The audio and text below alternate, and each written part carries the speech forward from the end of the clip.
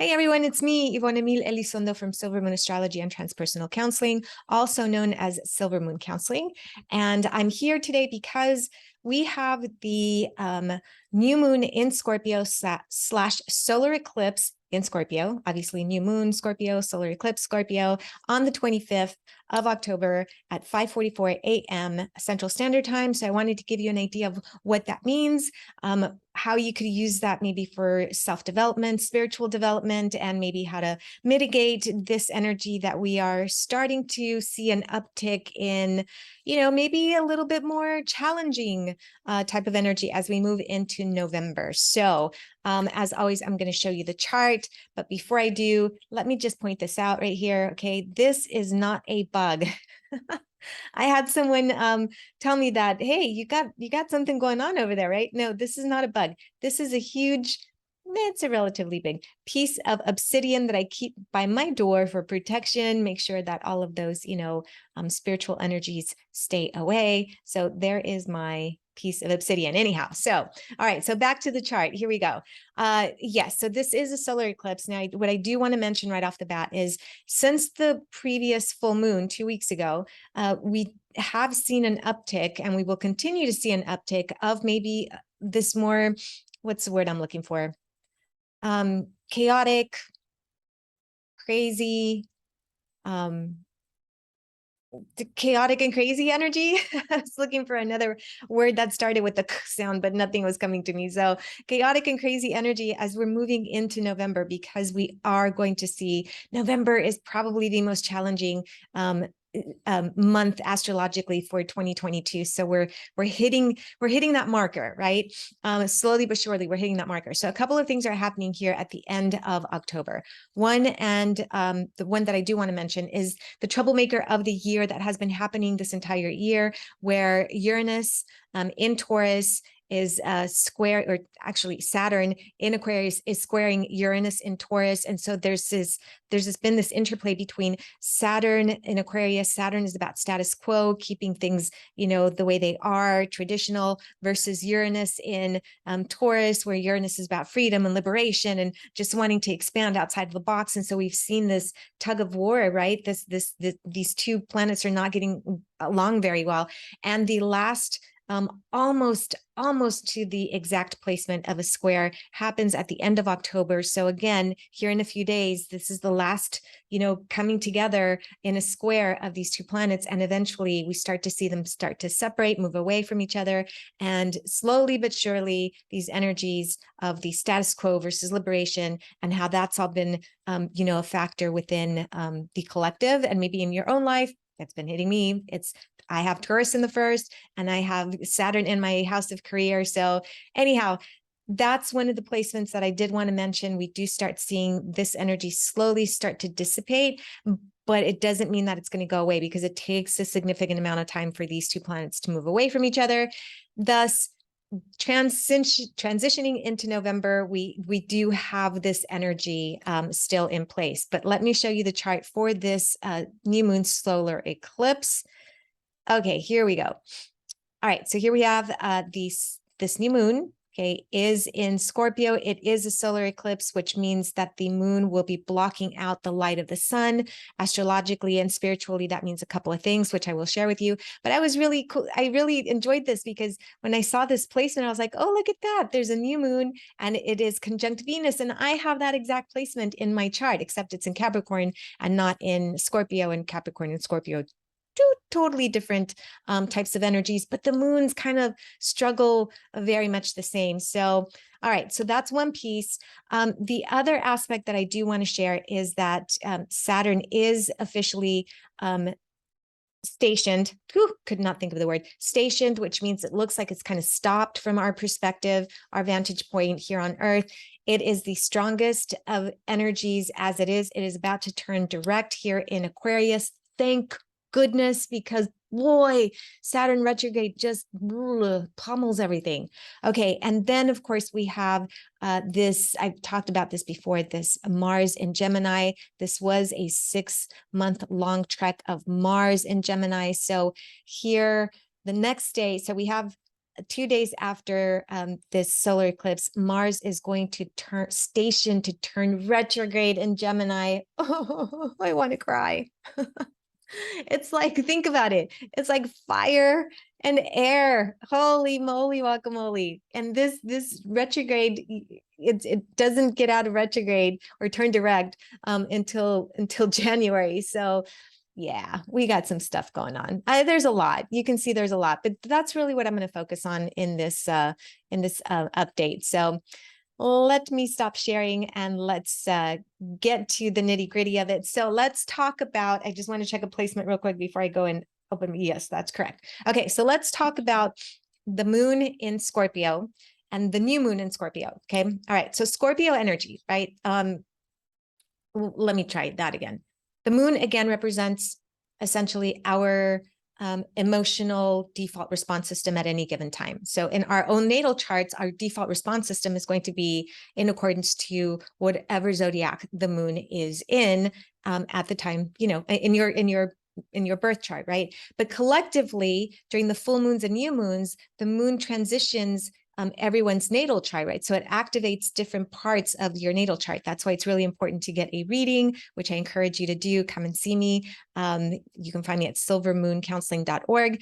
Anyhow, so the moon in Scorpio tends to struggle emotionally, right? The waters of Scorpio are so deep sometimes, okay? And with that depth comes amazing love and loyalty and just, you know, goodness and just, you know, a lot of emotion, a lot of raw emotion. So I've always said that Scorpio water is like well water, right? It's deep and it's sometimes hard to get into, and it represents the subconscious because Scorpio rules the 8th house, and the 8th house is about the subconscious. And so it goes in deep. These waters go in deep, but they also can go in so deep that, you know, you feel like you can't get out of them. And that creates maybe obsession, or it creates a sense of depression, or just brooding, right? Or very quick to want to self-protect, right? That scorpionic water is about instinctively just kind of, you know, stabbing or striking, stinging is the right word, whatever it feels threatened with. So that's that Scorpio vibe that we see with this new moon, right? So there is a lot of depth emotionally to it. However, because it's a solar eclipse, that for me almost makes this energy, I am just a child. I have no words, okay? I have Mercury retrograde and on my midheaven at the top of my chart. So sometimes those words just kind of elude me. You would think I would be very, which I am, but anyhow. So this scorpionic energy, when we have a Scorpio solar eclipse, it is not so much about the emotional piece of the moon, right? Because it's a new moon, but now it's the solar energy of the scorpionic tendency that is almost darkened because we can't see it from our vantage point, right? So a solar eclipse is when the moon comes between the earth and the sun, and the moon blocks out the energy of the sun. And so then again, when we block out the natural essence and the energy of what that Scorpio is putting out there with its solar vibes, and it's shut down, it becomes difficult for that scorpionic energy to really find direction, so to speak. It's more difficult to find that light, that path for that scorpionic energy, because it's so deep in its well water. It does really need that sun to help pull it out and to help it find direction. So without the sun, this solar eclipse makes me feel like a lot of the themes with Scorpio are not going to function very well. So we may see more of the darker themes of Scorpio, which is, you know, that maybe that sense of paranoia, or that sense of obsession, or that sense of wanting to control and seek power, quick to anger, quick to, you know, feel threatened, really wanting to just make sure their environment is settled, and really focusing very, very, very hard on trying to keep, you know, the essence of what they feel comfortable with. Okay. So this for me isn't going to be that more let me backtrack and say, I love Scorpio energy. I really do. Maybe because my moon in Capricorn is detrimental. Okay, it's in a detriment. And the moon in Scorpio also struggles emotionally. So I think I can empathize with that Scorpio energy, but I love Scorpio energy. Until it gets to the point where it is difficult to rein them back from the ledge. And that's kind of the energy that I feel with this new moon. Be very cautious of, like, rushing out to the ledge and just going, oh, I'm going to jump out.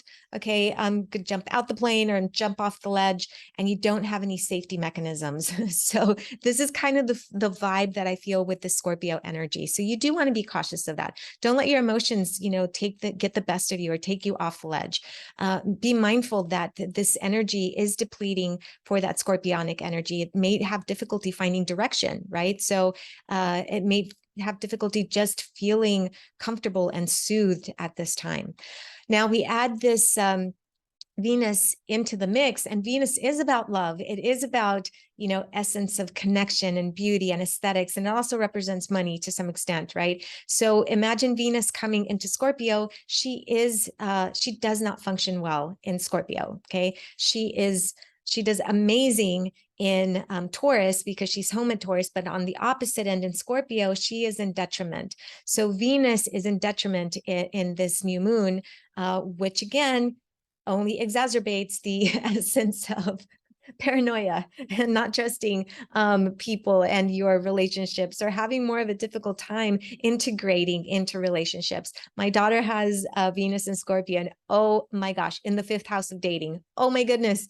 She is very, very, very, very aware of her need to manage the power dynamic in her relationships. So this makes me feel like it's one of those vibes again, where there is going to be a power dynamic or a power battle. And with the solar eclipse, because the Scorpio energy doesn't have this essence of the sun, you can see more of that power dynamic within yourself, okay, or within others, or collectively. Okay, now here's the really interesting part of this power dynamic. It's almost as if you are battling yourself. So think about that.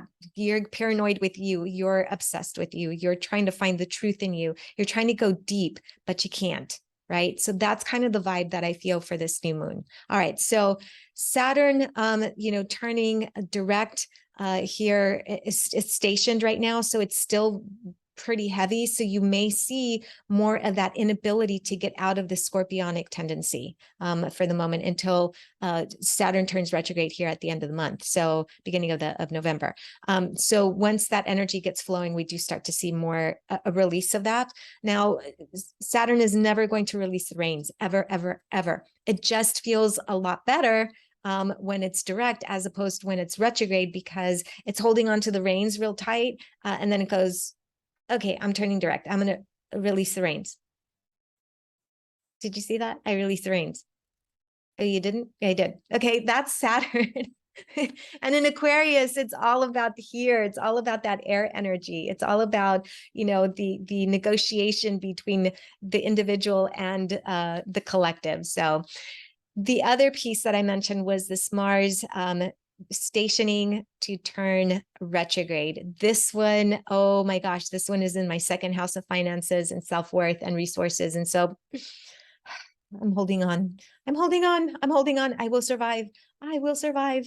Anyhow, Mars turning retrograde in Gemini is, again, for me, it's an inflammatory, it builds up fire. Just think about it. Okay. So Mars isn't functioning correctly. It's already fire essence, but when it's direct, that energy can be directed into passion and motivation and, just getting things done, right? When it's retrograde, it's almost like it doesn't know where to go. And in Gemini, because Gemini moves around a whole bunch, it's very mutable air energy. This Mars doesn't have direction. So again, this is the energy I feel we're going to be working with, but I'll do another video once Mars turns retrograde on that. But how does this affect this new moon in Scorpio? Well, just think about it, right? Mars is a ruler of Scorpio in traditional astrology, which is what I practice, right? So Mars is not functioning very well. It's super strong, but it's not going to be doing very well here in the next, bit or so. So it is impacting this Scorpionic new moon. And so we do have that essence again of maybe, losing track of stuff and maybe not finding direction. Okay. So spiritually, what can we do? Okay. And maybe just from a, personal development point of view. Ideally, I would say this is a wonderful time for you to go in deep, do some of that inner work, that in-depth, psychology, which is what I practice, right? Depth psychology. Go in there and dig in and pull stuff up, right? I'm hesitant to say that at this point because of all of the stationings and the retrograde with Mars that is about to happen. If you decide to do some really deep searching, it would probably be best if you worked with a therapist, okay? Or you had a friend nearby to help you work through some of those. But if you don't, please make sure that you journal, okay? What I feel will happen during this time is instead of intentionally diving in to pull all of that energy out, maybe those traumas or those insecurities or those really more emotionally trapped experiences, instead of you diving in to retrieve them, I feel like they're instinctively going to start coming up. So they may start to come up in regards to your body, to your self-image, because Venus is involved. They may start coming up because of relationships and interconnection with people. So insecurities may start developing. You may start to see, again, power struggle is really big with this one for me. You may start to feel like insecure, maybe like you're not, necessarily mixing in the mix. I don't know how that would work, but in other words, you're not comfortable within the group dynamic, right? So in essence, what can we do to mitigate this energy? Therapy, therapy, therapy, Scorpio therapy, please. Okay. To some extent, I'm kidding, but I'm not kidding. This can be a very therapeutic time as long as you know that it's probably going to be a more challenging, emotionally challenging therapeutic time.